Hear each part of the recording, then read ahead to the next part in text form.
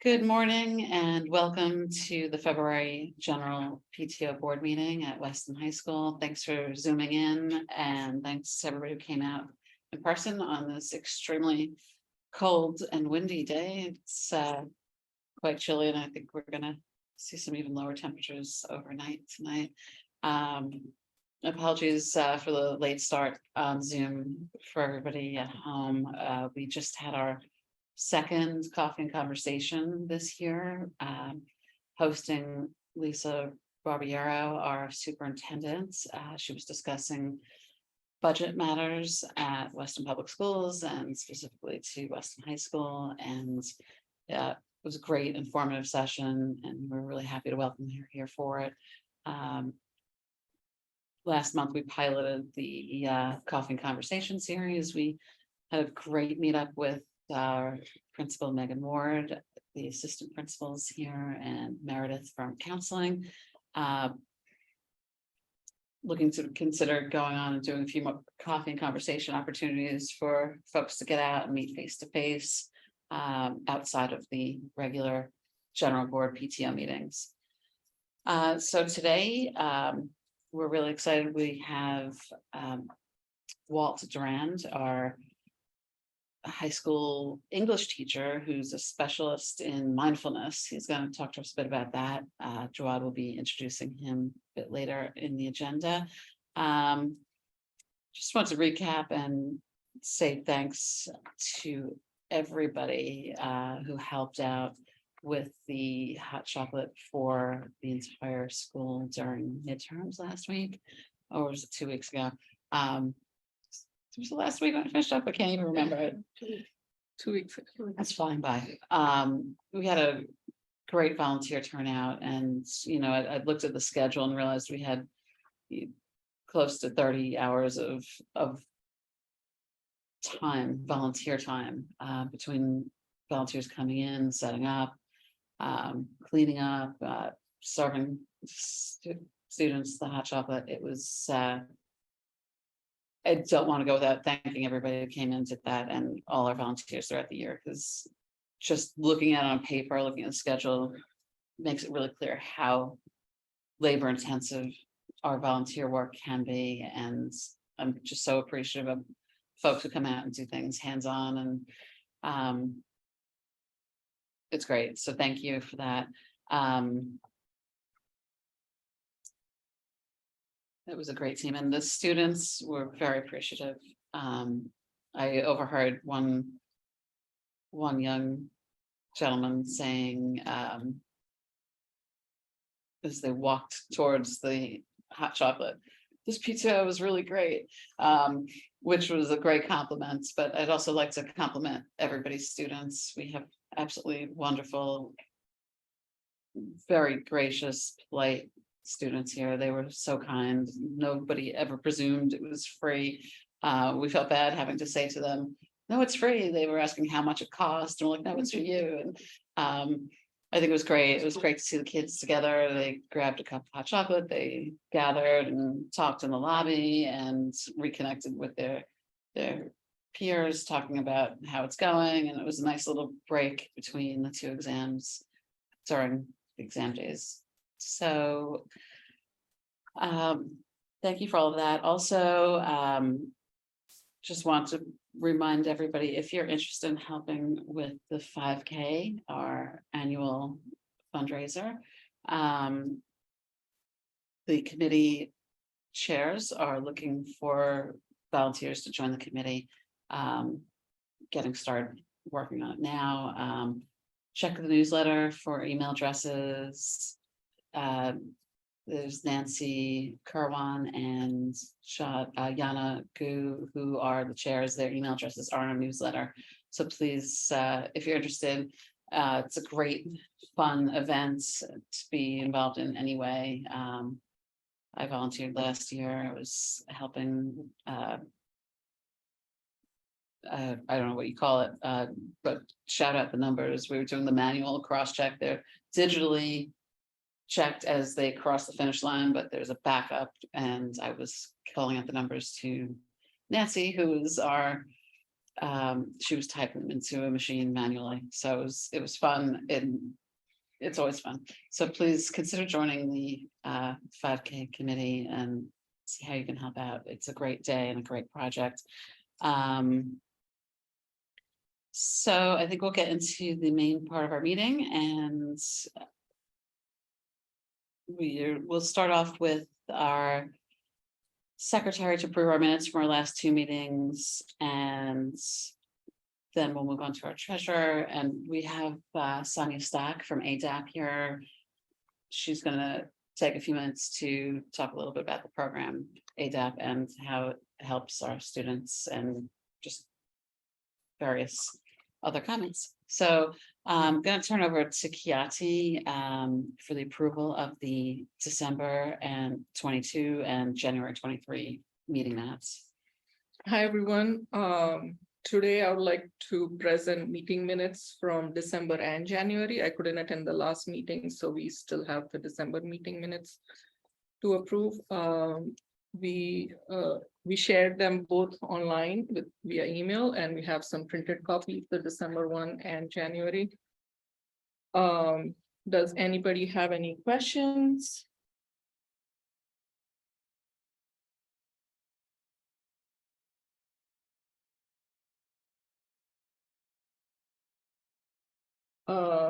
If not, I would like to go ahead and ask for your approval for the December meeting minutes. Can I please get a first?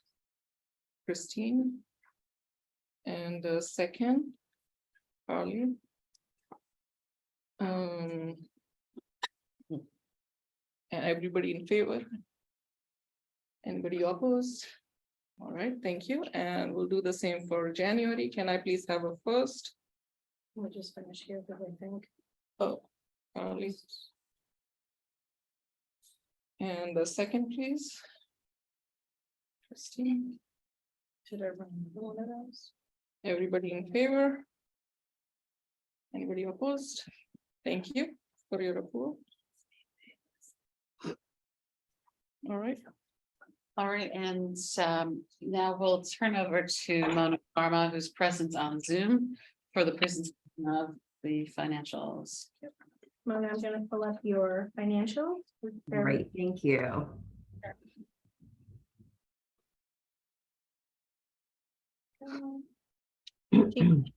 First or the operating? Could we do the operating first, please? And it'll be the December tab. Okay. So I'm assuming that I'm not sharing this, which is great.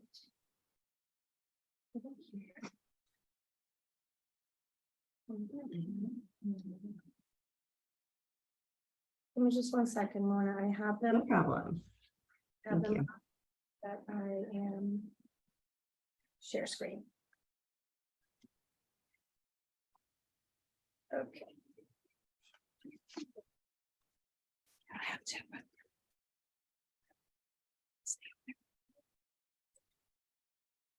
Okay. Perfect. Thank you, Joanne.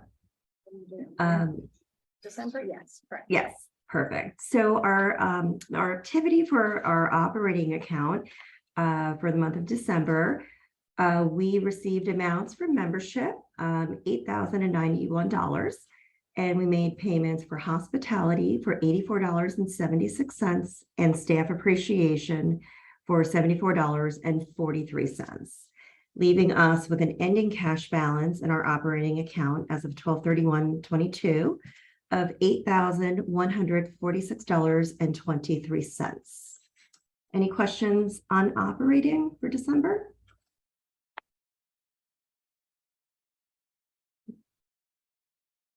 Okay, great. Could we move on to philanthropy, please? Excellent. Thank you, Joanne. For the month of December in the philanthropy account, we received amounts for our midterm survival kits of $1,536. And we made payments for our PGE deposit for $4,000. We made some reimbursements for our general spirit account for $335.51. And we also made our payment for the bolster mats, which was one of our philanthropy requests. And that was in the amount of $1,237. And that left us with a philanthropy cash balance as of 12/31/22 of $60,419, of which $22,844 is allocated, leaving us with a balance remaining for allocation of $37,575. Any questions on philanthropy? Yeah, Mona, it's Anne. Is the $99 in the class of 2026 expense the homecoming decoration expense? Give me 1 second. Where? $91, you said? 99, I think it was, up a little bit higher. School cut. So it's from homecoming. There was an Okay. allocation. That was, yeah, they did that across the classes. All right, thanks.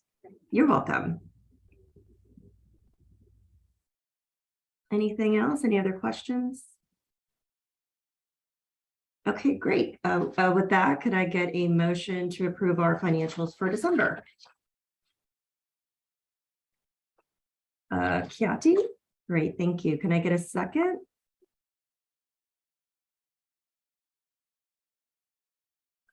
Sonia, thank you. All in favor? I'm gonna launch it. Okay, great. There's a poll. The whole room.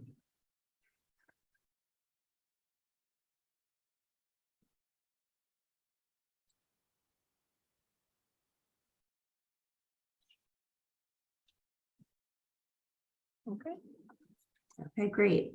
Thank you. Motion passes. thank you. Thank you. Thanks so much, Mona. Anytime. So we just going to jump onto communications briefly, and then I'll turn over to Sonia for a few moments. Just want to remind everybody that our newsletter submissions are due today to Livia, our communications chairperson. So if you have anything, if you're a chair in any of the roles of the PTO and you have relevant information, you have news or photos, please do submit everything to Livia by today. Fridays will be the day.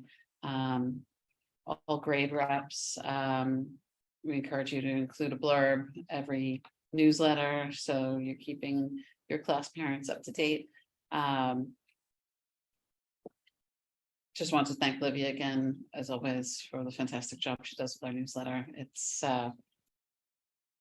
a lot of work too, and just like starting hot chocolate, all the roles that we have here, people put a lot of time and care into. So thank you, Livia, for your role there. And now we're going to turn over to Sonia from ADAP and say hello.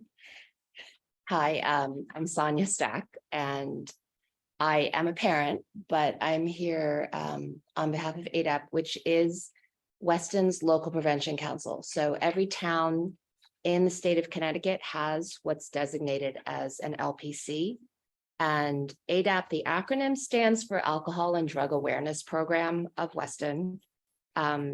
And it's really a small group. The board is a small group of volunteer parents who were really just working to push out resources and programming to the kids and the families around the risks and consequences of teenage drinking and substance use, right? So it's alcohol and substance misuse. It includes conversations around vaping, and recently also the tie-in to mental health. And ADAP itself has been around for more than 20 years. It's predates my time in Weston. And the work has kind of been fluid, as we've moved through COVID, what the kids are dealing with has changed. So what we're trying to push out in terms of programming and bringing speakers in for mostly for families has changed also. And really, I'm here just to share a little bit about it, to see if there are any parents out there who might be interested in joining the board. It's a small board and we could use a little more support. I know the PTO is always looking for hands and help too. And I guess the core of what ADAP sponsors is there's a high school club. It's a peer group that meets monthly at the public library. They meet in the evenings. There is a trained facilitator who comes in. He's a recovery coach, certified recovery coach. He's been coming to Weston for more than 10 years. So this man, Tim Walsh, has a special relationship with the kids. He's had Weston High School graduates who've gone on to college reach out to him if they've gotten into some sticky situations or some, where they need somebody to confide in. They've texted him and reached out to him. So these kids, during COVID, they still met. They met in the backyard at one of the board members. The attendance was maybe down to 3 or 4 last year. This year, the student leaders, the seniors, and there's one junior who are spearheading the group. They're up to 20, 25 kids who meet.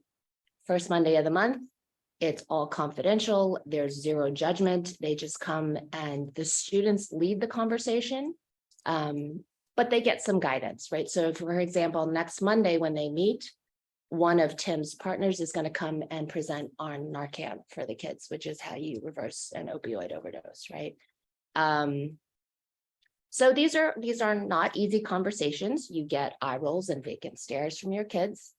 And it's really in this time until the developing teenage brain is finished cooking, which doesn't happen until the mid-20s.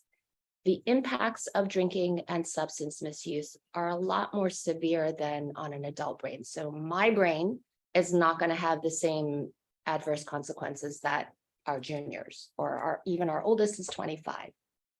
And the idea or the hope is to have these programs to be able to give parents the tools to have these unpleasant conversations with their kids. You can talk about it openly and honestly and not have it be, scare tactics and really, have it be so severe.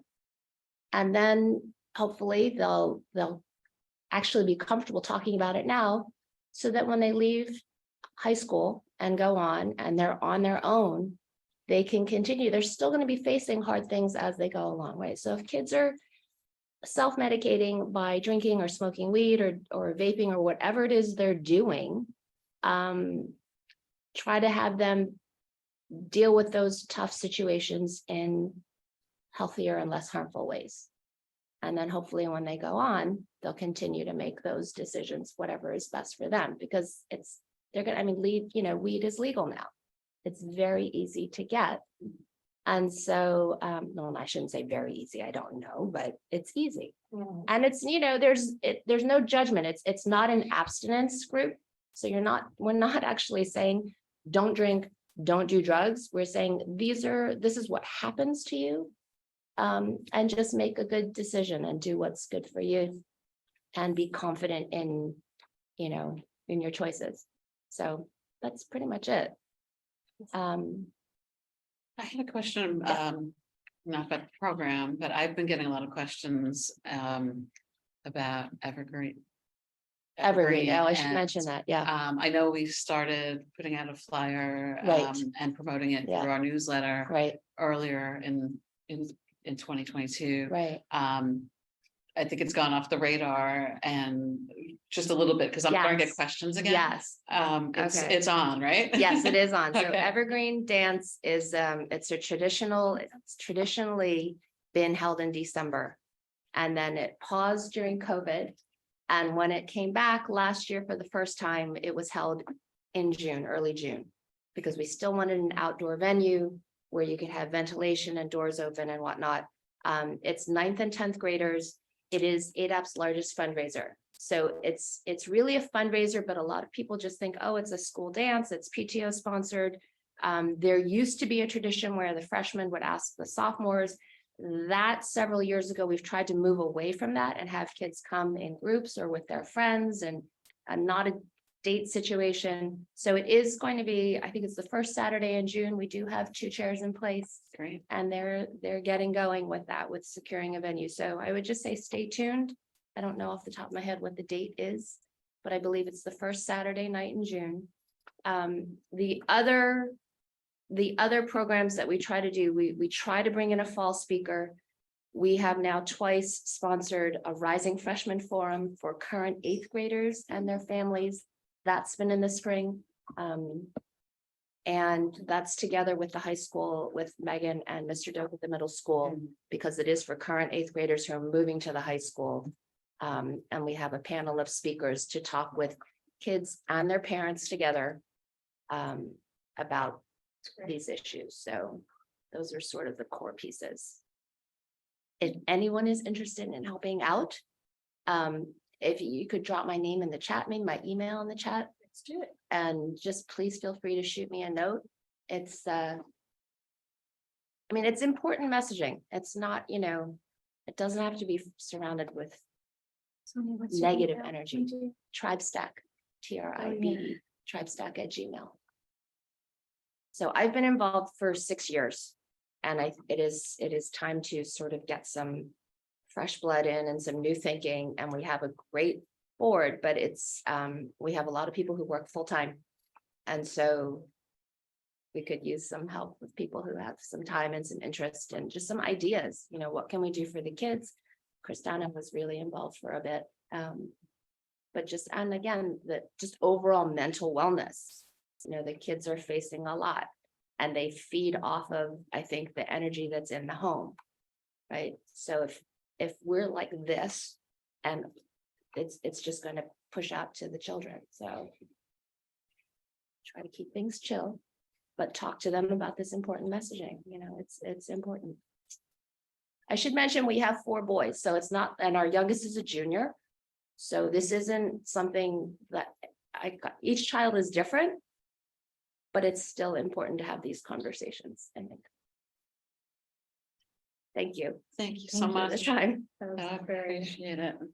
I'm glad we got to hear more again about Yeah, you the bet. program, and always happy to help with getting the word out Yes, about your programs You've and been such a great help resource. with more volunteers. Appreciate it. Definitely happy. Great source of It's support. always pulled together. Next on our agenda, Andrew will be here shortly for the BOE chairperson report. Why don't we go right to the class parent reps next? JC is not available to join us either, so But I can talk. he's here. you're he's here, here. Yeah. Okay, I misread the message before. I'm so glad you're here. So JC, Oh, 1 second. Yeah. Sorry, JC, before, does ADAP have a website or It something to is. explain resources Yeah, and mission? I would give Yes. that to you, Rod. Yeah, think it's it's the ADAP. ADAP is under the ADAP, the website is under construction, but it's that's another example of an area where we could use some help. But I'll pull that up for you, Rod, and then you can Okay. drop it in. and by all means, share that with us for anything pertinent for us to share for our newsletter. I will, We'll thanks. definitely get that included. You- I'm gonna wait until. You can see that. It's just westonadap.org, no spaces. Just getting the right website for everybody. It'll be in the comments.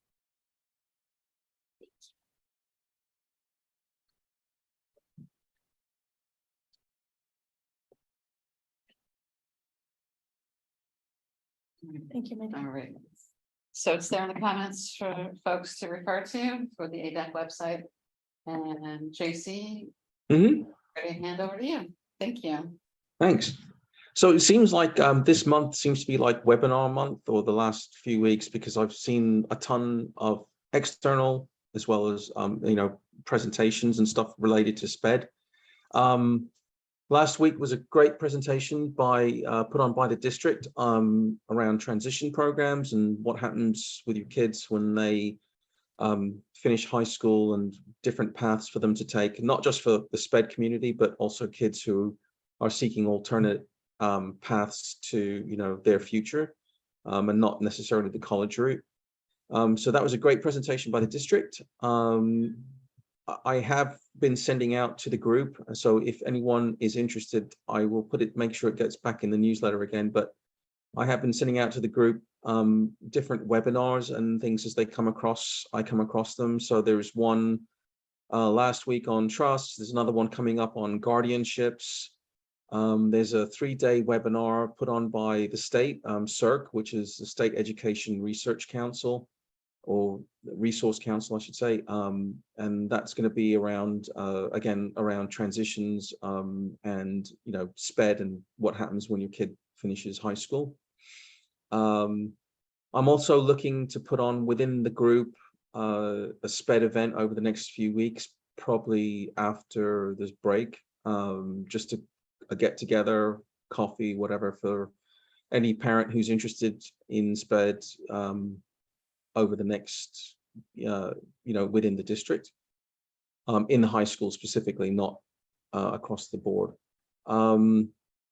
This month, we have a Zumba with Wilton next week for the kids with unified sports. And just before the break, there's going to be a game against Brookfield. We're hosting them at Western High School for an evening game. So that's going to be fun as well.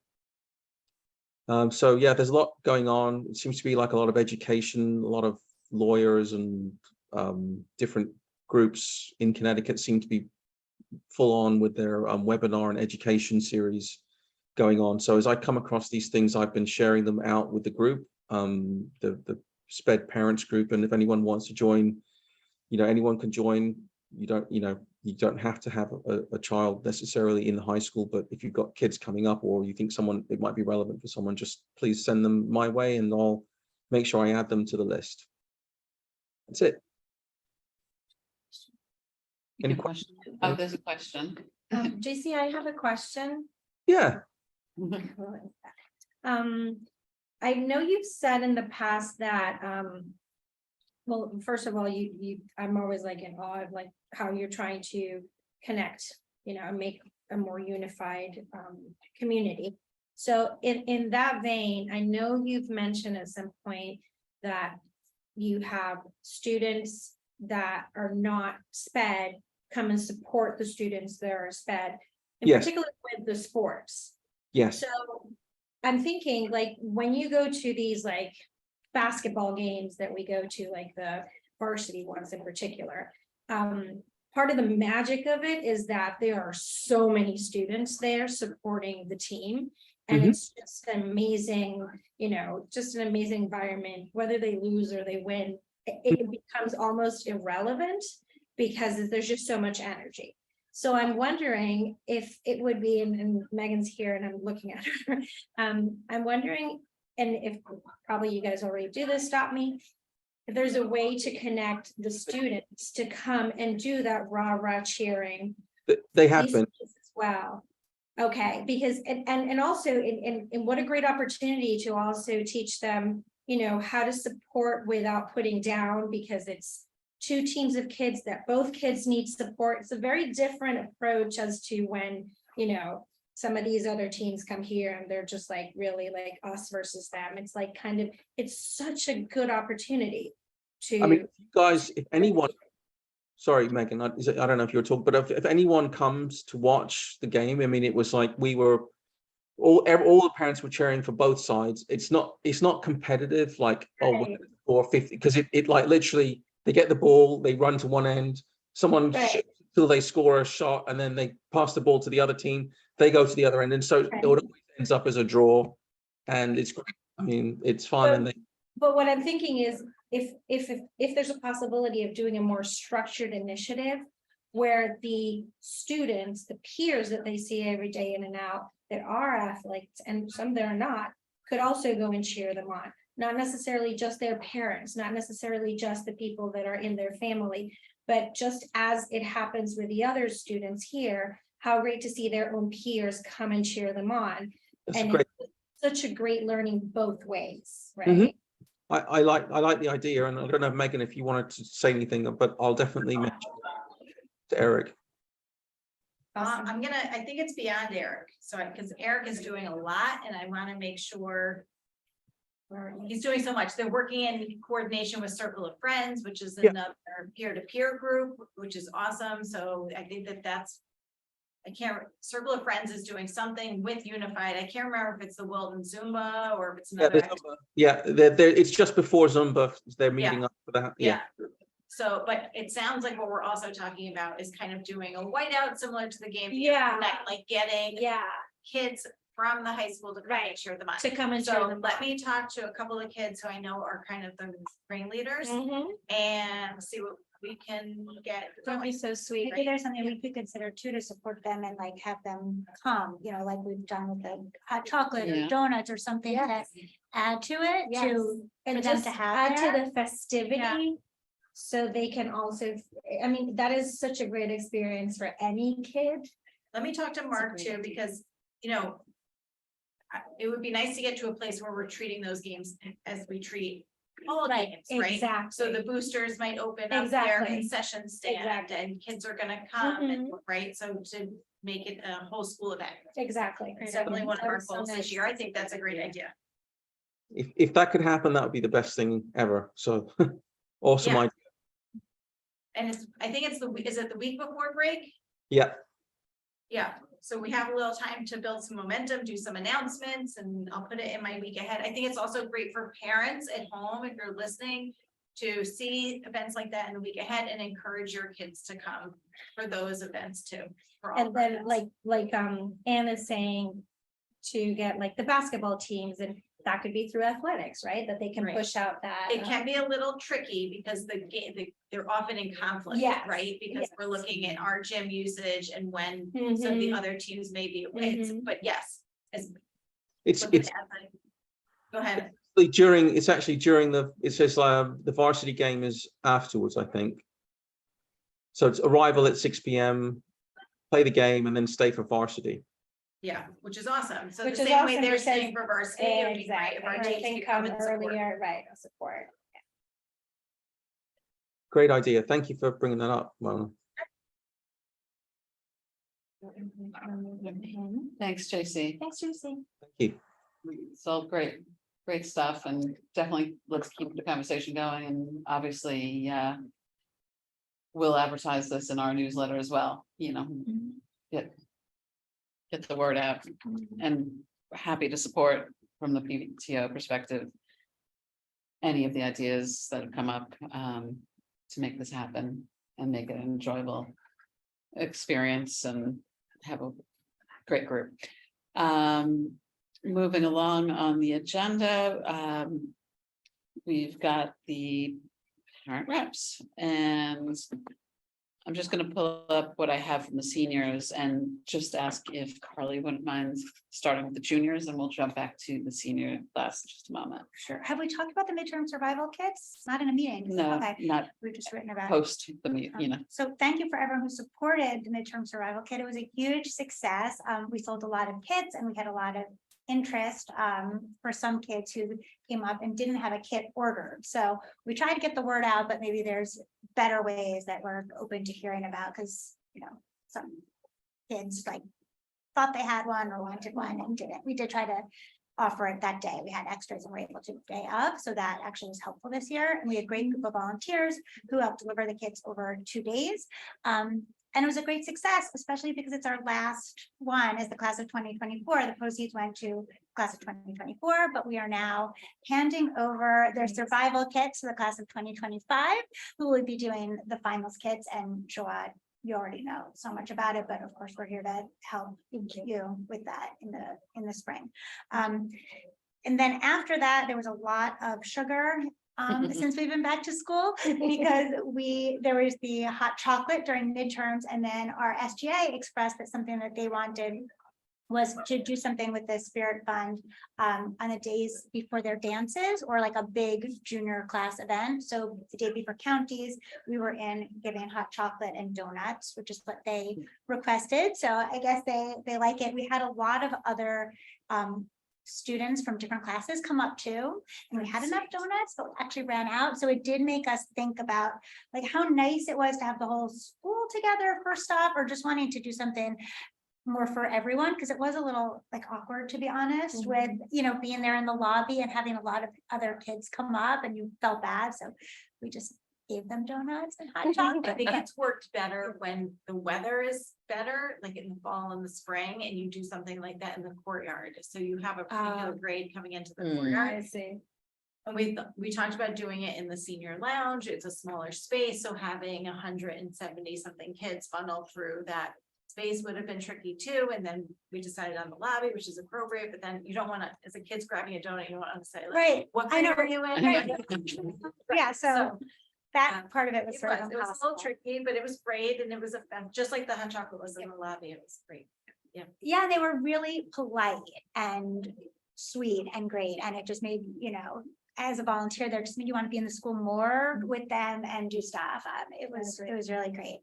And now our next fundraiser will be the senior signs, so we'll get on, I know, designing that, and that will be our next fundraiser. Thank you, Carly. Thanks so much. I'm gonna report from Janet Hoffman from the class of 2023. Class of 2023 would like to make candy bags for all the seniors for Valentine's Day with "We Love Our Seniors" theme. They're working out the distribution details, whether it be here or in mailboxes or with the help of the SGA. More details to come. I'm sure it'll be fun and lovely, whatever route they take. So that's all they've got to report right now from the class of 2023. They're working on a Valentine's Day special for their class. Next, we've got the sophomores. Jawad, Yep, she's not on. Okay, so thank you, Christine. It's been relatively quiet with the sophomores, especially after midterms. We as class reps internally have been really brainstorming what could be some fun ideas to do small fundraisers during this year, and we're coming up with some really nice and I think unique ideas where we can follow along the overall initiative that Christine has proposed for all of us, which is building community and fostering community, and at the same time being able to do a little bit of fundraising. So we're definitely coming up with some good ideas. Nothing has been approved yet, so won't share just yet. So stay tuned. We have been in conversations with Mona trying to understand the right processes and how to do it through the PTO. So that's been internally. And we also had a shout out to the Student Government Association, asking them to give us feedback on what they wanted, what they thought was a good idea for us to do some TLC with the Spirit Fund. We haven't heard back from them. They haven't met. And I think it's just basically because everything was kind of stopped because of the midterms. So that's it for sophomore, a little bit quiet. right. And then Anne is online. All right, and thank you for that.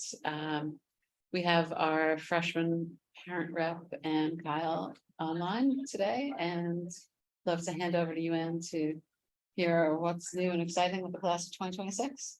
Yeah, sure. So we had the freshman dads event at Reading Roadhouse last week, and it was a nice group of dads. There were girl dads, boy dads, dads that were new to Weston and dads that have been here a while. And they had so much fun that they decided to create their own little chat group, and they want to schedule more events like this.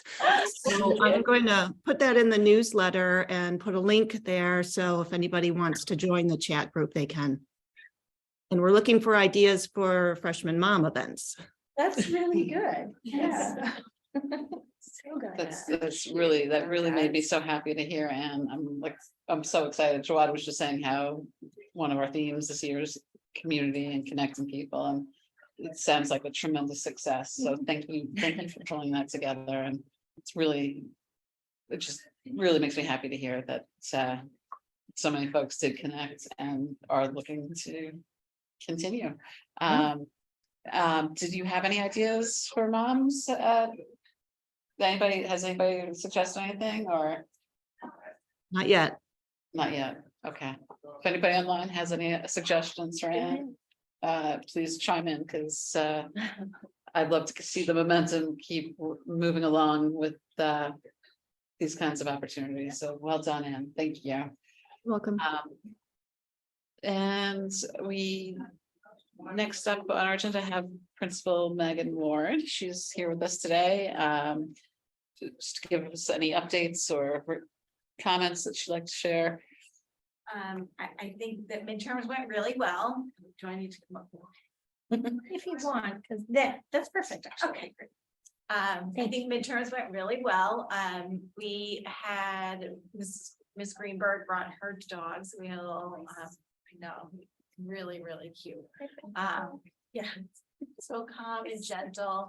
And I've had someone else reach out to have some canine therapy during those periods of the year, because sometimes 700 kids and one dog, it's be a lot. Yeah. So we're looking at other organizations to come in and support something like that during midterms and finals.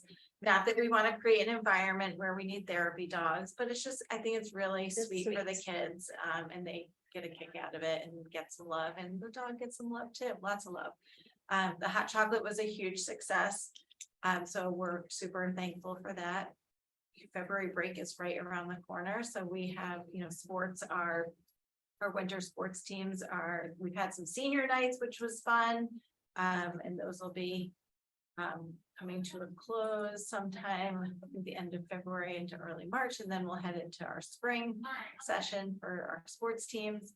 We have Once Upon a Mattress coming up. Now I'm not going to remember the date off the top of my head, but that's the spring show.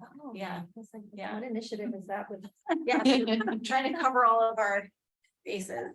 And JC talked about our unified program with Circle of Friends and partnering, so that's really great. I think Red and White is tonight. Yes. Yes. So fun event for kids. Looking I forward know to somebody talked about Evergreen. What's You junior prom? Junior prom and senior So prom? junior, What are senior those prom, dates? Yeah. I do know that. It is, I want to say it's May 19th, but let me just confirm. And it's combined juniors and seniors, correct? Yes, it is May 19th. Next Friday. week, a milestone in Georgetown. Join us for an evening of original student work. Some are calling it the event of the century. We call it Versus. A lineup of students from across Fairfield County will be performing their original work of spoken word poetry and songwriting, including Weston High School's very own Kessie Bainey, Maddie Lawler, Sophie Levy, Dylan Schwartz, Juden Scotus, and myself, your host for the evening, William Lee. The main event starts Wednesday at 8, or you can stop by early and hear live music from Carl Schultz and the Fever Quartet. Go to milestoneCT.com to make your reservations on the deck and let the verses move you. I'm your host, William Lee, and I'll see you next week. Yeah, it's got a great voice. Well, he won Poetry Out Loud in the state last Oh, year. wow. Yeah. Oh, was that Billy? That's silly. Yeah. Yes. Very So we professional. had our Poetry Out Loud contest this Yes. week. And Billy Stammer's going to I guess the regional competition is the next step. And we're excited. We're hopeful that we'll have more students participate next year. So we're going to continue to grow that program. And I lost my train of thought with the announcements. So. I don't know. Junior prom? Oh, Junior junior. senior is May 19th, Friday, May 19th. Yep. And. Yeah. NEAS, we're continuing to work on NEAS, so we're wrapping up that report. That report is due to NEAS by us on the 23rd of March. So we Can I have committees. Yeah. Sorry, Yeah, go ahead. Lisa had mentioned, I believe that during the coffee conversation. Can you explain for everybody what NEAS is? Sure. Or NEAS? NEASC. Okay. It's the New England Association of Schools and Colleges. And they accredit high schools and universities, colleges and universities throughout New England. There are different groups similar to NEAS throughout the country that have an accreditation process. And they come every 10 years. And so we're right now in the beginning of that cycle. So they bring a team. to start the process. So we first do a self-reflection. So we're working on getting feedback from teachers, getting feedback from students. They did a little survey for us and so did staff. We take that information, we look at based on 5 different standards from, you know, our curriculum and instruction to our facility and everything in between. And we look at how it's going and what all that is currently, how we're currently performing in those 5 standards. We write self-reflection. So we have a team, we have 2 to 3 people working on each standard in the building. We have a team of folks who are working on that volunteer. It's always important to say, like, their teachers are doing this voluntarily in addition to their teaching role. So it's a pretty big task. They're completing smaller reports. I have to do a reflection on that, and then we submit it to NEAS on March 23rd. To start the process, NEAS then comes and does a 2-day visit with us on April 20th and 21st. So they bring a team of 4, potentially 3, but likely 4. They come, they walk around the building for 2 days, they talk to kids, they talk to teachers, they talk to staff, they talk to me and Julie and Matt, counseling, and then they give us feedback. So they look at our self-reflection, they come look at it in person for 2 days, they give us feedback. Then we take that feedback from them based on, and we compare, right? We kind of crosswalk the 2. And then we set goals for ourselves in terms of what we want to make progress on over the next 2 years when they come back to us for their decennial visit, which is a bigger team and a bit of a more complex process.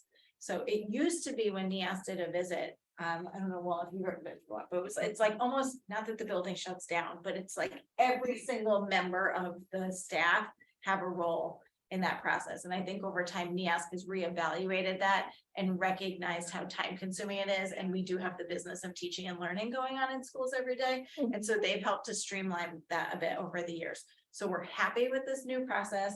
We think we get a lot out of it because it gives us an opportunity to pause and self-reflect. It's a great opportunity for me as a new principal, you know, to work with folks, to really look at what we're doing and then to set some goals. So yesterday, Julie Gaboni is really taking charge of NEAS with Nick Torres, who has been assigned our NEAS coordinator. So Julie presented the self-reflection for standards 1 and 2 yesterday to our staff. She's also presenting the goals that we've kind of set forward related to those 2 standards for the staff to kind of give us feedback, maybe vote them up or down. We're going to see, and then the staff eventually votes on those self-reflections. And so we like to ensure that people have had a voice in that reflection process before we submit it. So it's comprehensive, and as Lisa's alluded to, right, that great things for schools can come as a result of that NEAS work, because they then, when they come and do that decennial visit, they give us they commend us for the things that we're doing well, but then they also give us recommendations about how we should move forward into the future. That's every 10 years. Every correct? 10 That's the years, decennial. yeah. So and that's with the blue ribbon? No, that's That's separate. not- That's separate. Except the Okay. blue ribbon, I was confused. I thought that those were tied. no, this is just our accreditation, so we can say that we are accredited by Right, the New by the New England England, okay. Association of Schools and Okay, Colleges. okay, Yeah. that's good for me. to know. Yeah. Thank you. And then she also mentioned Tri-State Consortium is out of Westchester.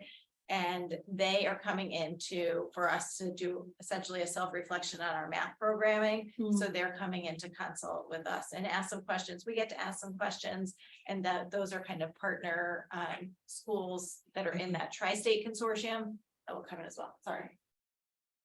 I know, longer answer. than you probably thought. Thank you. That's It's just, helpful. I think Thank you. it's great. Yeah. Thank you. Any questions online? Any questions online? Good question. Good question. Good question about the question. No, I think we're good. Okay. We've just been joined by our special guest speaker, Walt Durand. We do have one more agenda item before the presentation. Just wondering, Andrew, are you? I can wait till after. Yeah, okay, all right. I'm okay either way. I have until 11. It's up to you. I'm fine. Why don't we go ahead then with Andrew's report, if you don't mind, Andrew, and then we'll be able to close up with the presentation. No worries. Yeah, then just real quick, for the recent Board of Education meeting in January, the most relevant topics were the PTO's donation of vinyl window coverings and smart 35-inch TV with a soundbar. I'm sorry, my. We can pass it on. Just a little bit louder for the people Oh, online. Thank Okay, you. sure. We can- Sure. Yeah, so for this past January 17th Board of Education meeting, perhaps the only relevant topics for Weston High School are the Weston PTO's donation of the vinyl window coverings and the smart 85-inch TV with soundbar and rolling covers. So that was presented to the Board of Education, it was approved by them. If anybody wants me to review what those are, I can, otherwise we've been discussing it for a while, so might be a new point to mention the details. There's no questions on one. I think we're good.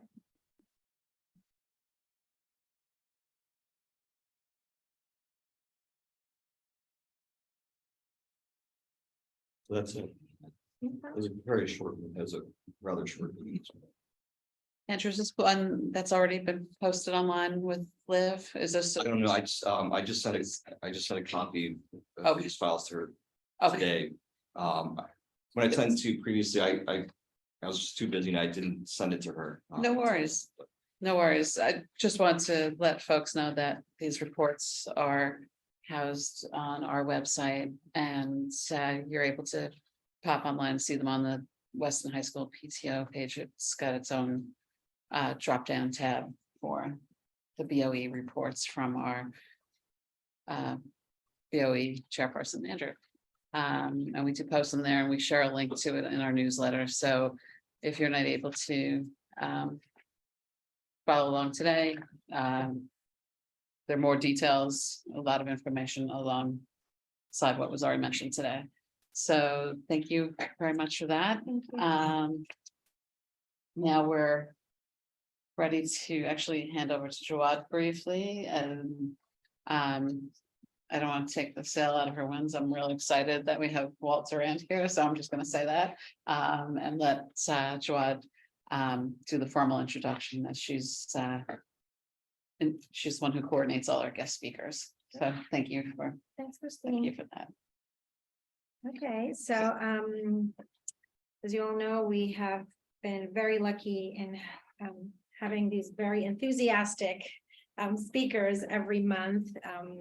And Mr. Durand was no different. He was very excited when we proposed the presentation to him, and we are very grateful that you carved out time out of your class time. And thank you, Megan, because I know that takes coordination on who is going to substitute or, whatever it is that goes on there. But we appreciate that, and it doesn't go under the radar, the effort. So with no further ado, Mr. Walt Durand, he is an English teacher here at the Weston High School, and he also is very knowledgeable and expert in mindfulness and has been infusing the principles of mindfulness in his classes and with the students. And we wanted to give him the stage to share with us why, how, what, and just kind of just give us a peek into what you're doing with the students and what you're seeing as a result as well. Yeah. So I'm going to turn it around to you. And I think you have my slides. I do. I'm gonna pull them right up. Okay. And can people at home see them and share the Yeah. screen? Okay, awesome. I will do that. Share screen. If you do that, I just want to throw in and add on that part of what the PTO did last, in the fall. We helped Mr. Durand with some meditation mats, which are being used now. They've been purchased and in the classrooms for a couple of weeks now. And we're very excited to help with that initiative. I'm sure Mr. Durand will talk a little bit about that too, Yes, but sure. we're very excited to help the program that way. Yeah. Are you gonna? I don't know I can stand over there here. Well, in the past, we've had our speakers right up Okay. here and we kind of moved to the side and That makes might get a better Yeah. view. So everybody's seeing that online and share. Why am I not? Give me a So second. when you click share, Why is it not coming up though? Did you see what, when I click share, it's not coming up? Oh, there it is. It wanted you to be standing next to me. Yeah, basically, that's what it was. Thank you. And I'm gonna put this in slideshow Very and cool. I'm going to pin you. Yeah, I'm just gonna pin him. So I'm gonna pin. I just want to get you in there.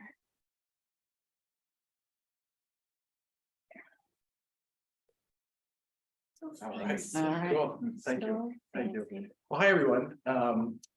Yeah, I'm very excited to be here. I love talking about mindfulness and education, and this is a chance to bring, to talk about how these two things really work well together. I'm an English teacher by trade, but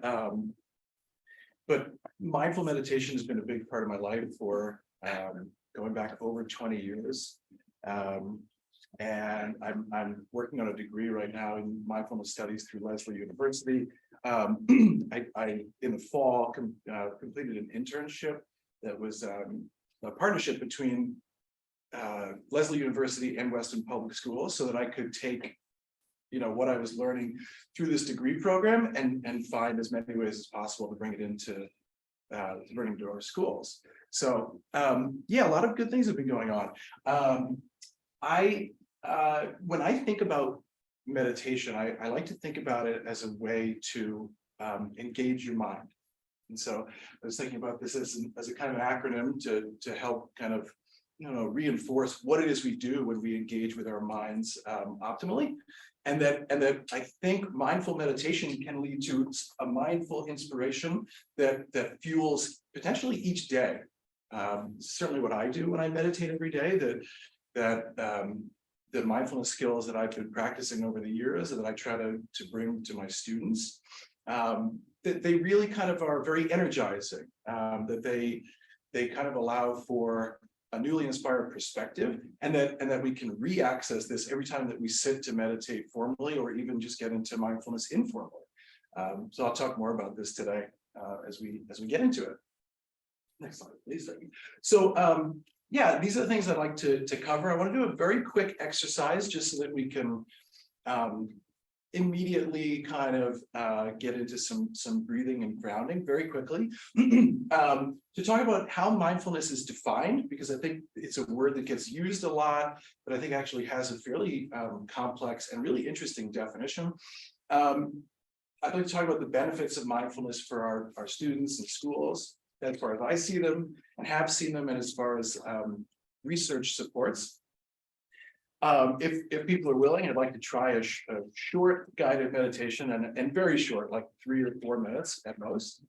And then maybe just talk about where we go from there, what the future of mindfulness in schools and education and life in general maybe entails. Okay, so yeah, we'll begin with this very quick exercise. I have my bell here. Just took it from my desk in my classroom. This exercise is called the bell for breathing and grounding. And so what we'll do is I'll ring the bell 3 times. It's a nice little bell. I'm going to ring it 3 times, and each time that I ring the bell, it'll serve as an invitation for you, and I'll do this as well, to just take a deep breath in slowly and breathe out again slowly, as a way to mindfully return to the present moment. That often taking a deep breath is a really easy but powerful way to bring ourselves into the here and now, to remember that our awareness is probably very scattered because we're all like thinking about so much and dealing with so much, but that there are ways that we can return, we can kind of come home to ourselves. All right, so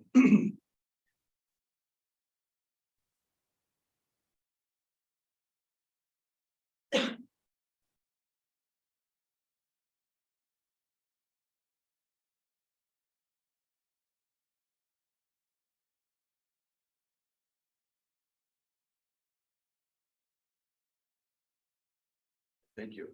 And so we do that, and I don't know, it's just always so surprisingly, I don't know, it's just so surprisingly refreshing and kind of empowering in a I don't know, an unexpected way. You know, this little signal, a deep breath, and it's something that we, I think, take for granted that we can always stop and do it. You know what I mean?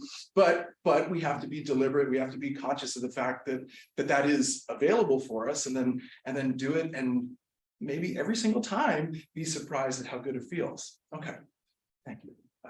Excellent. Thank you. So yeah, that's just a little bit of mindfulness. It can be as quick as that, but it counts. You know, that is mindfulness practice. But I think that as we begin to explore it and begin to think about how we can, you know, begin to extend our practice, a definition, maybe a definition to work with, becomes really important. So Thich Nhat Hanh, venerable Vietnamese meditation teacher and activist, actually passed away last year, has these thoughts on what mindfulness is. To stop and communicate with yourself is a revolutionary act. You sit down and stop that state of being lost, of not being yourself. You begin by stopping whatever you're doing, sitting down and connecting with yourself. This is called mindful awareness. Mindful awareness is full awareness of the present moment.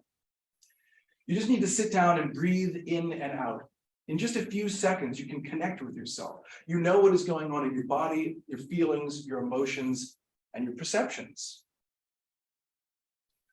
So, you know, in doing something quick like the exercise with the bell, we are deciding, actually, that's a kind of a formal mindfulness practice that we did, even the simple, you know, quick bell thing. But informally, I think that we're probably all practicing, or we're all probably experiencing mindfulness like all the time in ways that we may not even realize. Because I think that as human beings, we naturally are capable of you know, knowing our own awareness, and we're capable of mindfully experiencing what we go through each day. It's just that, you know, sometimes we veer from that, or we stray from that. I think that, you know, we have mindful moments naturally in our lives all the time when, you know, we hug our kids in the morning, and we're just right there, you know, hugging them, hopefully, you know, hopefully. And, you know, I have an 8-year-old and 11-year-old. So like, yeah, it's like, hopefully we get to that moment before the bus comes and things like that. But, you know, and we also, you know, we have mindful moments when we're really caught up in a conversation with a friend, perhaps, and we're just completely there with the other person. Or we have informal moments of mindfulness when we just go for a walk and only go for a walk. I think that because those informal or even kind of just natural mindful moments are so salutary and healthful, the idea then is to say, okay, we can do these things naturally because we're people. We can be mindful. We can be in the moment. We can be in the moment with another person. We can be in the moment with just ourselves to know what our consciousness contains. So if we can do that naturally, what if we practice mindfulness formally so that we can become even better at it, that we can make more of our lives, or more of the experiences in our lives mindful ones. Next slide, please. So I like to start with a nice basic definition from mindful.org that I think kind of then can be built from. That mindfulness is the basic human ability to be fully present, aware of where we are and what we're doing, and not overly reactive or overwhelmed by what's going on around us. This sounds really nice. Not to be reactive, but to respond to our surroundings. Not to feel so overwhelmed, and hopefully bring our stress levels down. To you know, live our lives and be there, right there, while we're living our lives. This is a wonderful thing.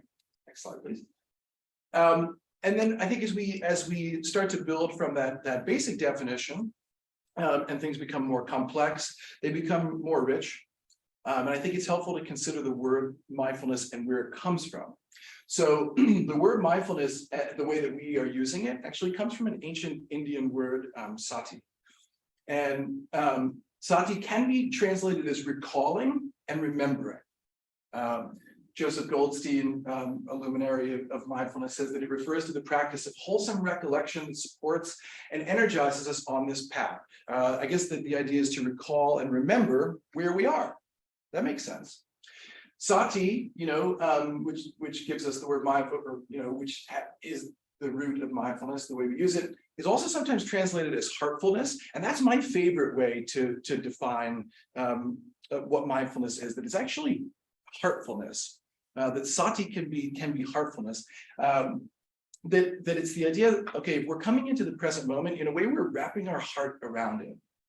That when we are living our life, although life is challenging and there are ups and downs, there are positive things, there are really difficult things, but whatever we encounter, that we're trying to use mindfulness to wrap our hearts around what we do and how we live and what life throws at us.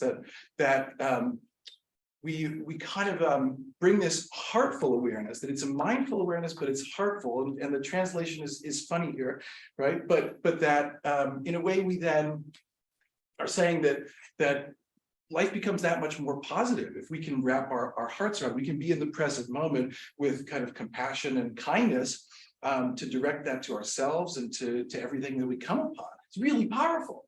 John Kabat-Zinn says, if you're not hearing or feeling the word heartfulness when you encounter or use the word mindfulness, you are in all likelihood missing its essence. And it's really big. That's a big deal, And I think that then what happens is if we practice mindfulness and think of it as heartfulness, this can be transformative. Going through the day trying to wrap your heart around what you do and like everything that your awareness encounters, to wrap your heart around it.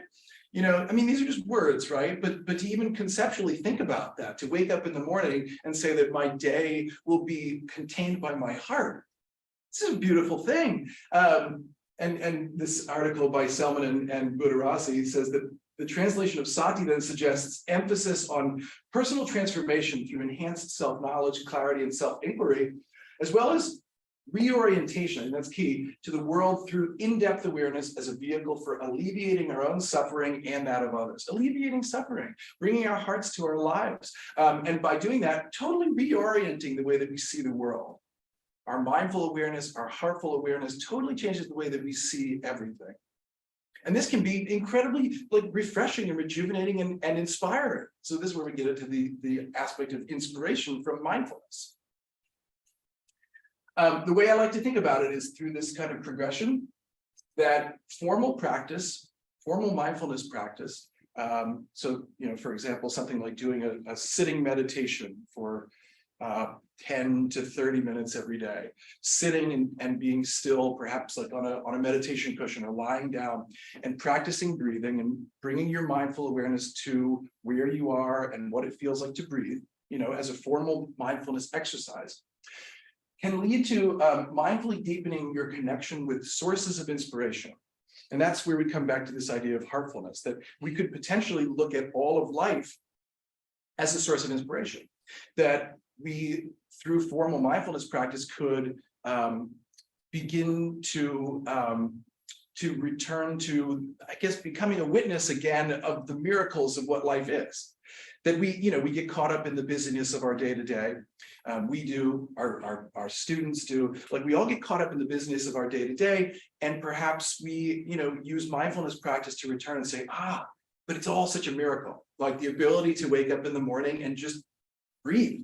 That alone is a miracle. And then you go from there and bring mindful awareness to the beginning, middle, and end of what happens to you each day, and you start discovering all of these miracles, And this is the inspiration. It's new inspiration, energy, rejuvenation to respond positively to the day. To say, okay, yeah, I've got all these, perhaps I have these burdens, I have these setbacks, but I have all these wonderful things too. And there are even wonderful things within the burdens and the setbacks. But mindful awareness and practicing formally can help us to reconnect every single day to this. Next slide, please. So the benefits, I think, are clear. This sounds really good, to be able to live this way. Sounds really good. And it's supported by research, and it's also supported by my personal and professional experience. I will attest to the reality of, you know, the reality of this kind of power that mindfulness has. I don't know if we can click on those links, and I don't want to mess up the screen sharing, but lovely.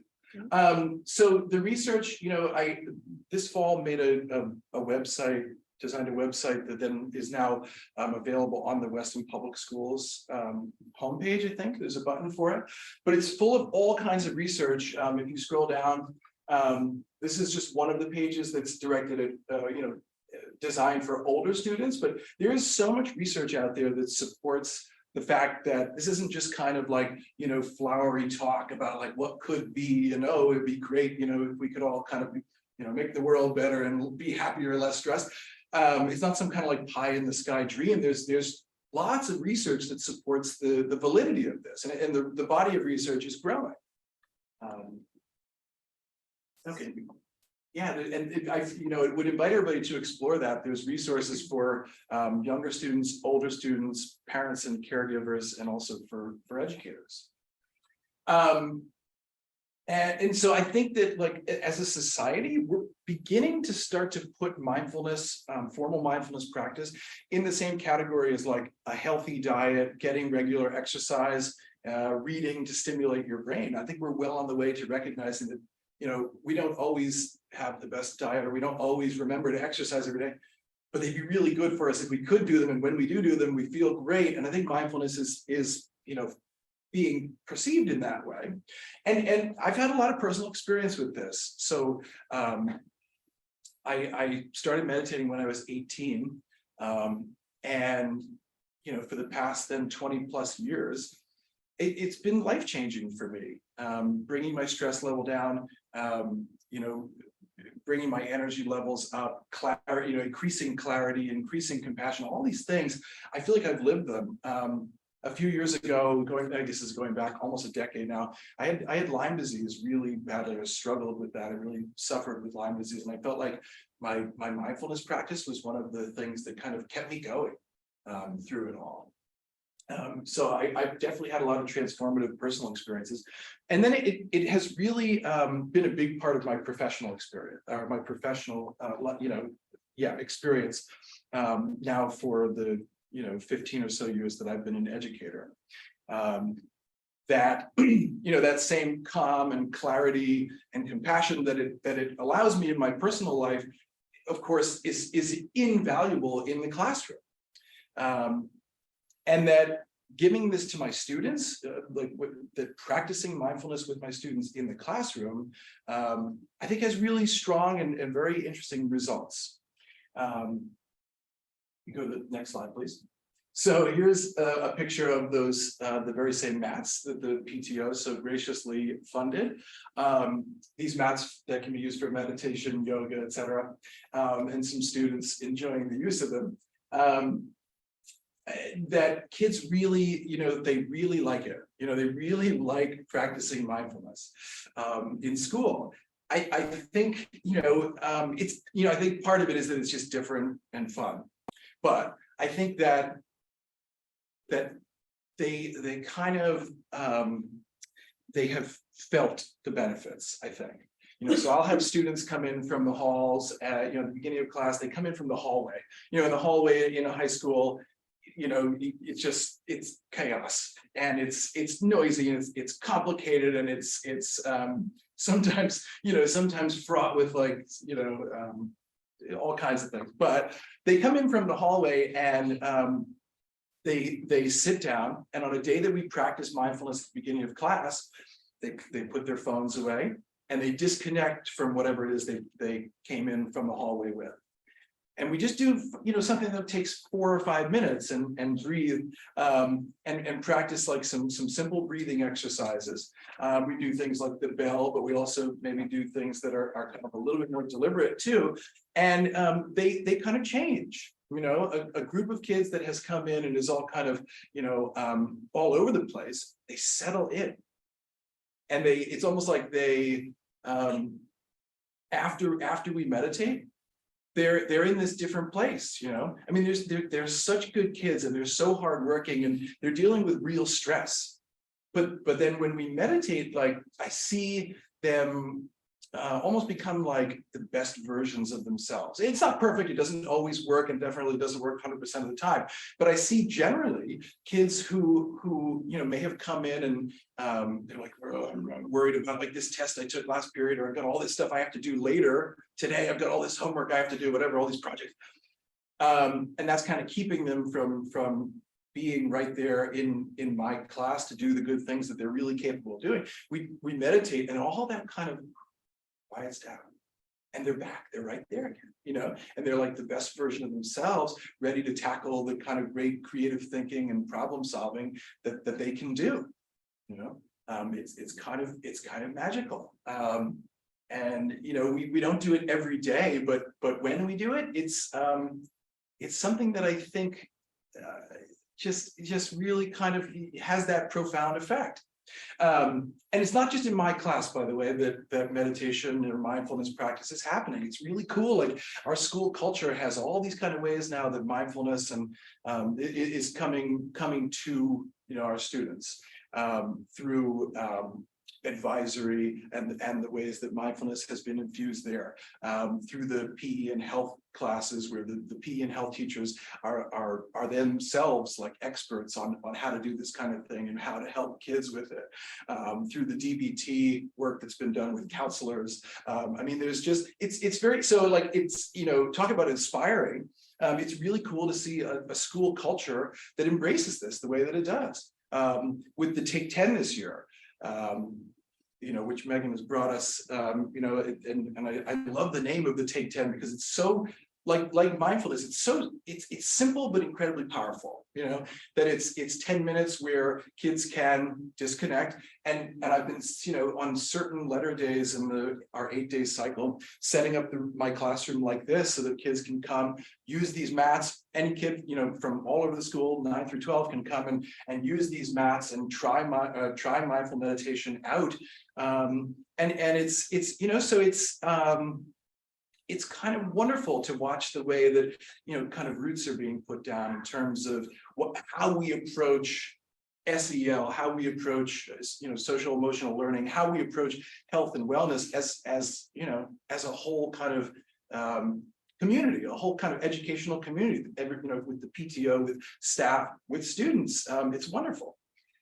Question, yeah. I was just going to say, the way you're explaining it, it sounds wonderful in that the students are being given the opportunity to opt into self-care. You know, it's just the take 10, you can do what you want, but there's also this option. One of the options is looking after yourself through this approach. Oh, I totally agree. I love that opt-in idea, right? Yeah, here it is. You know, we want you to try it, you know. Right. It's there for them. It's there for you. Yeah, absolutely. Yeah, right on. Next slide, please. So, you know, I think in particular, a really big benefit of mindfulness practice for our students at the high school is emotion regulation. So emotion regulation has been defined as a process by which individuals influence which emotions they have, when they have them, and how they experience and express these emotions. All right, so for adolescents, I mean, this is really important. Their emotions can be kind of all over the place. They can be, you know, they are, you know, I think adolescents in general can feel sometimes like their lives feel out of control to them, that they can't kind of regulate how they respond to what is happening to them. And then often they don't even realize that that's what they're going through.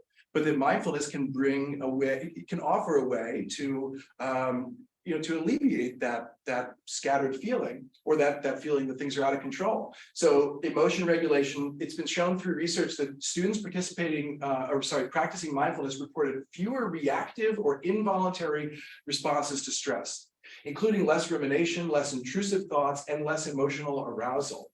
And that students practicing mindfulness have been found to be less likely to use negative coping mechanisms and were more capable of coping with challenging emotions. This is incredible. I mean, for teenagers, this is really, really incredible. It's as if, if you were to kind of if you were to take mindfulness out of these quotes and this, these slides, and look at, just look at kind of like the key kind of phrases there: intrusive thoughts, emotional arousal, negative coping mechanisms, right? Like these are all of the things that we know adolescents go through, and then put mindfulness back in. Mindfulness offers a way to help them deal with this, to deal with perhaps what is like what the number one, like maybe hardest thing about being an adolescent. Next slide, please. So emotion regulation for our kids can be achieved in many ways, from deciding where to direct our attention to taking a deep calming breath. Just went the other way. So yeah, it can be done. Emotion regulation can be done by just taking a deep breath when this bell rings.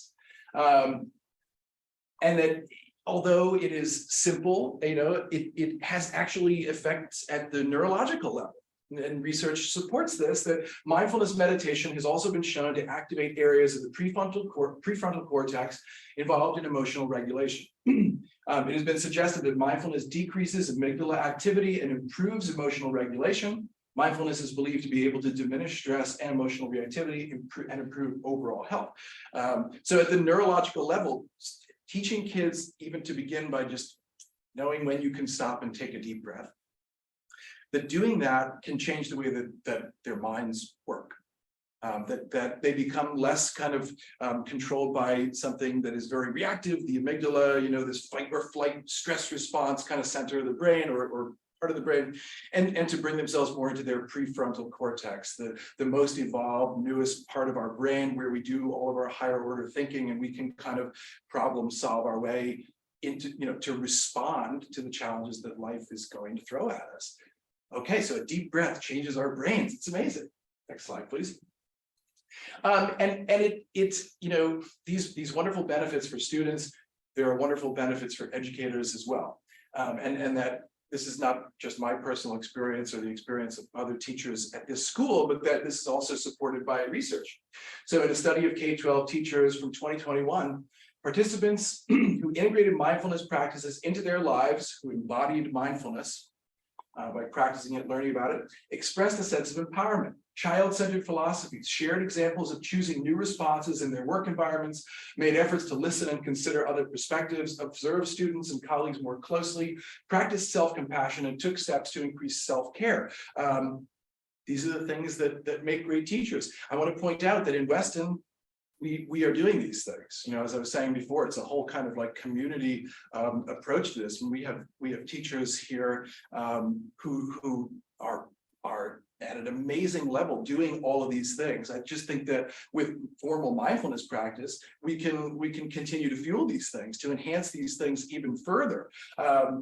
And we really are. I mean, we had professional development this fall on mindfulness a couple of different times. One session that I led, another session on mindfulness for the whole staff here at the high school, or maybe the whole district actually, but led by our health teachers, also on mindfulness skills. And then we had recently professional development on DBT, led by our counselors. And so, it's really cool that our staff, led by Megan, that we've really decided like this, I mean, why would we not do this? You know what I mean? Like, why would we not work on skills that can take us, or that can further empower us to keep doing the amazing, incredible things that we're doing with our students, and to kind of get the inspiration every single day to find even like better and stronger ways to do the awesome work that we're doing. It's like exciting. Next slide, please.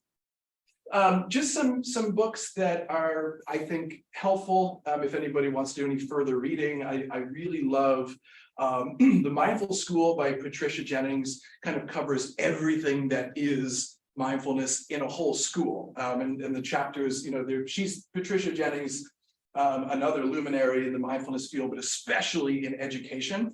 In this book, she edited kind of it's a big collection of mindfulness as it applies to kind of every facet of educational life, from students to teachers to administration and beyond, parent involvement, everything. Teaching mindfulness skills to kids and teens is great for, like, it's thick, it's very thick, and it's full of practical tips for exactly what you could do with your kids as a parent or as a teacher, like today. It's got that kind of stuff in it. And then The Mindful Brain by Daniel Siegel is just a really insightful look into what's happening at the neurological level. Next slide, please. So, what comes next is, I think, with all mindfulness practice, you can talk a lot about it, but doing it is really the way to learn about it. This would be an invitation then, on the next slide, to try a very short guided meditation if people are interested. I'll go through it again, like 2-3 minutes, and if you'd like to join in, this is an invitation to do so. I'm going to put on some like kind of nice meditation music that I use with students in class. I basically what I'm going to do is kind of walk you through a guided meditation that would be very similar to what I would do with kids at the beginning of a class period. We'll settle in for some stillness, some deep breathing, and I'll lead us through some quick reflection on inspiration in the moment. All right, let me just put this, I have my little speaker over here. And then we'll start. But this is the kind of meditation that you can just obviously easily do sitting in a chair. So we're all set. Maybe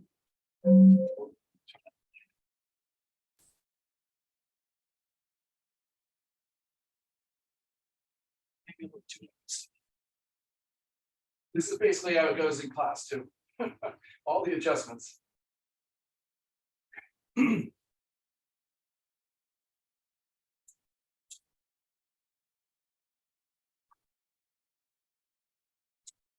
Okay, so in this short meditation, I would invite you to close your eyes if you feel comfortable doing that, or just to look down, to lower your gaze if you feel comfortable doing that. I would invite you to put your feet flat on the floor, if that feels okay. Just to rest your hands in your lap. Again, in whatever way feels good to you. To have your spine relatively vertical, in what's often called a dignified posture, just not slumped over essentially, but definitely not rigid either. And begin to settle into this posture that you've chosen for yourself.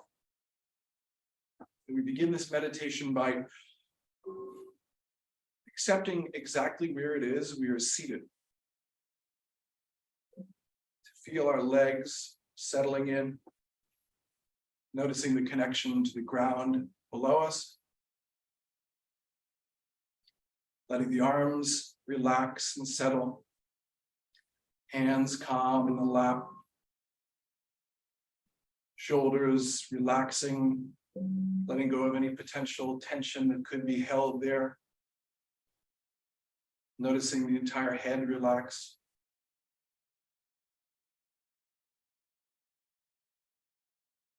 To begin to notice the sensations of breathing within this stillness. To notice how air moves in through the nostrils. To feel how the lungs expand slowly as we breathe.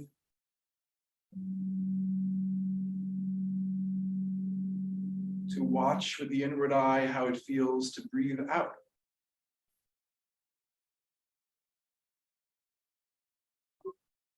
To begin perhaps to breathe slightly rhythmically. To breathe in slowly and deeply for perhaps a 4 count.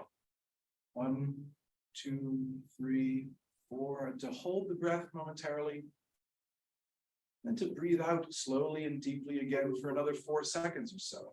2, 3, 4. And to continue to breathe in this way. Resting in the stillness. Bringing all awareness to the sensations of being here and breathing.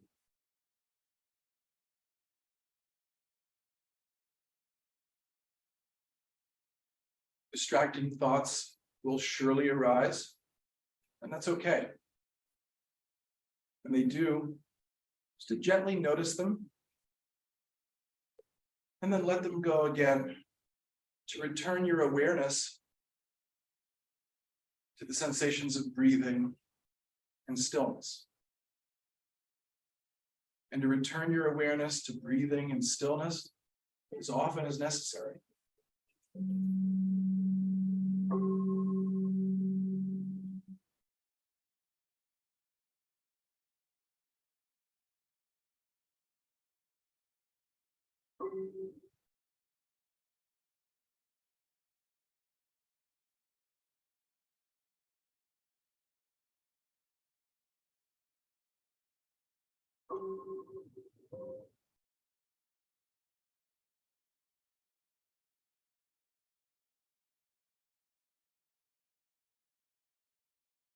As we breathe, we may reflect on where we are and why.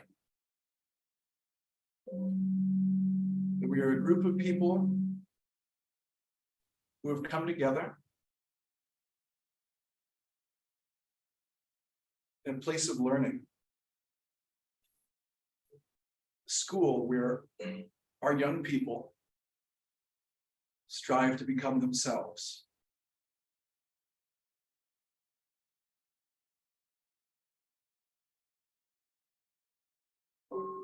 That this place on this planet is full of so much goodness.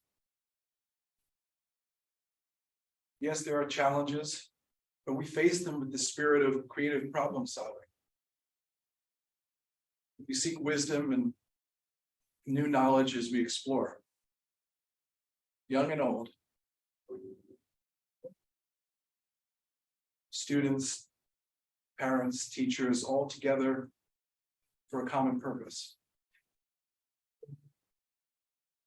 To envision the world that young people will go and make with their futures. And to consider the profound ways in which we support them as they do this. And that with the in-breath and with the out-breath, we remind ourselves that all of this is so. That we wrap our hearts around all of this awareness and are inspired by what we see, what we remember. With a final deep breath in, final deep breath out, we can return.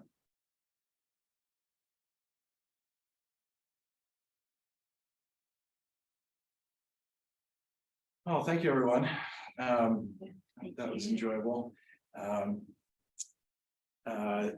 I'll leave you with one last slide, because I think that what we arrive at are three ultimate questions that synthesize everything that we've been talking about today, everything that we've been working on here at Weston High School and in Weston in general. That you know, if we all work to embody mindfulness, could we maintain, nourish, and grow the inspiration to respond to the many challenges of the world today? That's question one.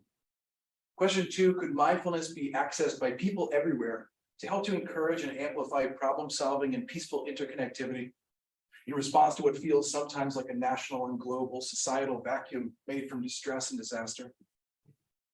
Finally, can our school communities do even more to be centers of deepening mindful awareness to illuminate our whole existence, here and now, locally and on this entire planet? And I am very encouraged by the fact that I believe that the answer to these questions is yes. Thank you for having me. I appreciate it. Sure, absolutely. My pleasure. My pleasure. And if anyone has any questions, I'd be happy to answer them. I have, Yeah, I sure. was just so happy to hear you say that this reaches students beyond outside of your classroom. Yes. And if it's being pushed into advisory and health and PE, I'm just trying to get a sense of, you know, during a given, I don't know, 2-week period or however you want to, what time frame, how often are the students actually guided in this or given the chance to do these mindfulness exercises? I can speak certainly from my own class to begin with, that we a couple times a week are doing this for the first 5 minutes of class or so. I know that in PE and health, they're doing it frequently. I don't know the exact, you know, duration of their practice, and I don't know the exact frequency, but frequently I would say is the impression I've gotten. Advisory, I mean, I think now that Megan has brought us to this point where we're having advisory every week. Yeah. Makes for, you know, awesome potential. To get kids to these kinds of experiences more and more often. I think there's a balance, right? Because advisory needs to be, you know, sometimes there's practical things that have to be done. Sometimes we want the kids to just have fun that's totally unstructured, but then you know, for instance, one of our health teachers, Mary Faith Blank, who's hugely involved in the planning of advisory.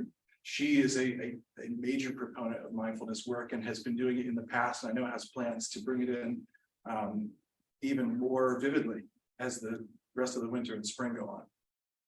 And we talk about mindfulness not just being meditation, right? Like mindfulness can be kids playing a game and focusing on that game and putting all of their worries to the side. Yeah. And as we build, it's the weekly advisory, as we build that plan for next year, we're trying some things in the spring to inform what we do next year. And looking at ways Walt presents to staff, the psychologists and social workers in the building present, the PE teachers just share here are the skills and strategies for teaching kids in 9th grade to the whole staff, so everyone knows that how great would it be if our ultimate goal would be when you're handing out a test, right? When you're handing back a test, you're about to get a grade. Some of you are going to be happy. Some of you may be disappointed. Let's all take a moment, right? Before that happens to kind of ground ourselves and like gather some perspective for each of us as we proceed. So I think that's ultimately our goal, that the kids have the skills and strategies, their toolbox that they can take from, and that all of our staff throughout the building are aware of what's in that toolbox so that they could say, hey, let's practice this for a minute. It seems like things are escalating a little bit. Like, let's all try to take a moment. Well, and the flip too, and when you talk about the mind, the breath affecting your brain, I remember reading that when you're tense, that before you're about to try to take a test, for example, the part of your brain that has to recall the information will shut down. Yes. Right. Stress, So just- right? yeah. Yeah. Right, so if you Yes. Yeah. a little of box that on both breathing sides. and anyway. Yeah. That's our ultimate goal. Yes, for Jake? all aspects of particular mindfulness that you're leading us through today, there are both cardiovascular and neurological effects in various parts of the brain, and which are very useful for different types of athletes. So there's different types of breathing they need to do for the type of activity they're doing. In a cold day like this, if you want to warm up, the breathing actually can increase your heart rate, and if you do it in a certain way, it can really start to release get the adrenal glands of your kidneys to start to give an adrenal rush, or it can really help calm you down if you're somebody who has to do archery or some other type of target shooting or fencing. And then of course we're talking about emotional control and want to talk about centering. It's all very helpful. So yeah, I think it's very important for everybody to learn about. Yeah, benefits everywhere, right? Yeah. Yeah, there's a significant neurological benefits to this. Stacey, I Yeah, think. thanks very much. Yeah, go ahead. It was great presentation. Hey, I know that you do it, in English. I'm not sure what your interaction is with the community class, but I think it'd be really helpful if you could even introduce some of those elements, because I know that when my son did it years and years ago, it kind of helped to regulate some of the him specifically, but I think it would be very helpful for some of the kids in that community class. And I don't know what your interaction is, because I know that they do English completely separate from you. That's right. Yeah, I don't have any experience with the community class, but I 100% agree with you that that could be so powerful. I mean, even if you were to 5 minutes once every 2 weeks would be amazing, just to get the kids, at least teach them some principles that they can take going forward. Yes. I thank think you. that Maybe our during take Take 10. 10 could really be an awesome opportunity, and then we create an inclusive environment too, right? It's another like peer-to-peer interaction, so that could be a great opportunity for kids from our Yeah. community class to visit Mr. Durand's room. Sure. Yes, that would be very welcome. Do you do guided meditation with them during take 10 or is it self-guided? It depends on who shows up. You know, if people, you know, I've had it where people show up, you know, students and staff show up who kind of have their own practice already, and they kind of want a quiet space to do their thing. But I've also had, you know, students show up who are totally new to it, and they walk in and they're like, what is this? You know what I mean? And then so I'll kind of give them like a very, you know, it's only 10 minutes, but I'll give them a very quick tutorial and they try it out. Yeah. Yeah, because that would be one of the things, like for the kids, at least the ones I know, all of them there in that group, you would probably have to guide them, and the Sure. language have to be simpler. You know, the instruction has to be a little bit simpler because they don't understand, you know, some of the things that you were talking about. Yeah, absolutely. More of a comment than a question. First of all, thank you so much again for coming pleasure. out today. This is wonderful. Thanks for having I thought it was really beautiful the way you described mindfulness as heartfulness and wrapping our heart around what we're experiencing and what we do throughout the day. And it's like a really beautiful concept to kind of find a way for anybody, our students, ourselves, to kind of conduct our day heartfully, wrapping our mind around this. Going back to earlier in the conversation, we were talking about opportunities for mindfulness to come naturally. Walking was one of the examples, and I start to think about on my own block, we have a lot of people who walk all during the pandemic, up and down, up and down. Right. But one thing I do observe is it does not appear as though there's much mindfulness occurring. Probably 90% of the walkers are on AirPods, doing conference calls on Zoom, walking down the street like this. Yes. And just kind of highlighted to me how, you know, naturally occurring opportunities for mindfulness are really battling tech. You know, the tech is like, you know, where 20 years ago, there were many more opportunities for naturally occurring mindfulness, something we actually need to, even as adults who grew up pre-tech, need to be mindful of, No, you know, right, to exactly. be mindful. Yeah. It's there's sort of this constant barrage of technology wherever we go. I mean, Yeah. text messages, so notifications, calls you need to be on to. So I'm appreciative of all the efforts you're bringing to our youth, and not only to them, to us today. To find a way for mindfulness is important, because I think we're fighting a battle to Yeah. get there in Yeah. modern society. Yeah, I hear you. So- Absolutely. Right on. Yeah, I agree. There's just too much stimulation for kids. At first, I think it's mainly for boys with all the video games. I was a boy who grew up with video games. My parents didn't let me play them, but I would go to other people's houses. But yeah, it's very addictive. But then now there's social media, and then there's this drive to copy what other people are doing or to get attention, to get likes. And it's just one thing after the other. Sure. And I think it's really, I mean, it's ruining the kind of pace that we used to think at. And then actually there are neurological studies showing that. I used to be a practicing psychiatrist, and I moved on to doing some other things, but there's unfortunately a whole neurological basis to how various types of technology are ruining the way that our neurons used to fire in a nice rhythmic manner, which is making it more difficult for us to pay attention, to learn, to remember things, and to solve problems. Yeah, so mindfulness very practice, yeah, I absolutely hear you. Mindfulness practice, there's been a lot of study on the way that it increases neural synchrony. Yes, correct. Yeah, that like we can, that it, like through mindfulness practice, the brain just, you know, parts of the brain get better at synchronizing with other parts of the brain. And that, right, maybe the damage that has been done or is being done can be reversed. Can actually be reversed, neuroplasticity and, improving neural synchrony, like that we can turn it back, which is, I think, makes me feel good. There's hope. I mean, actually, even just the sound of the bell as steady beats, that through music therapy now is extremely helpful for people who are recovering from strokes or other, or say, brain damage, or sometimes ADHD, because in each of these instances, there can be problems with rhythmicity of the firing pattern of neurons. So what we're finding is that the steady beats, you just get patients to practice a steady beat, can help them with that, can help with dyslexia. It's really quite amazing. Yeah, what I learned as a psychiatrist 30 years ago is now quite different.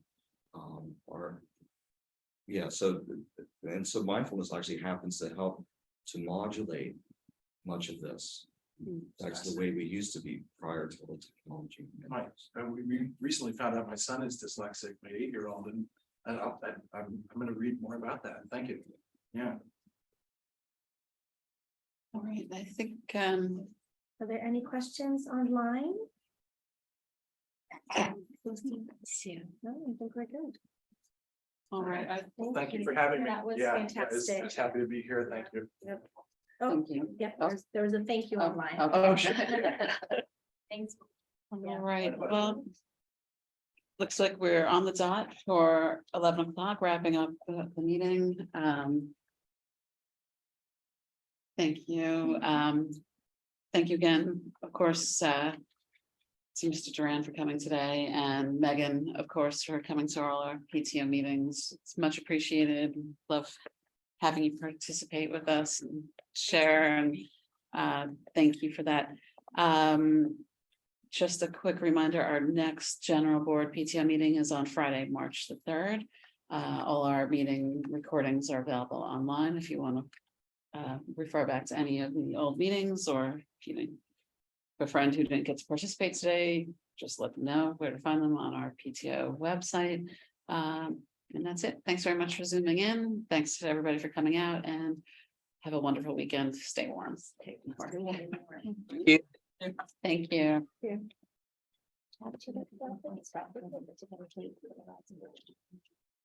I'm sure. Thank you so much.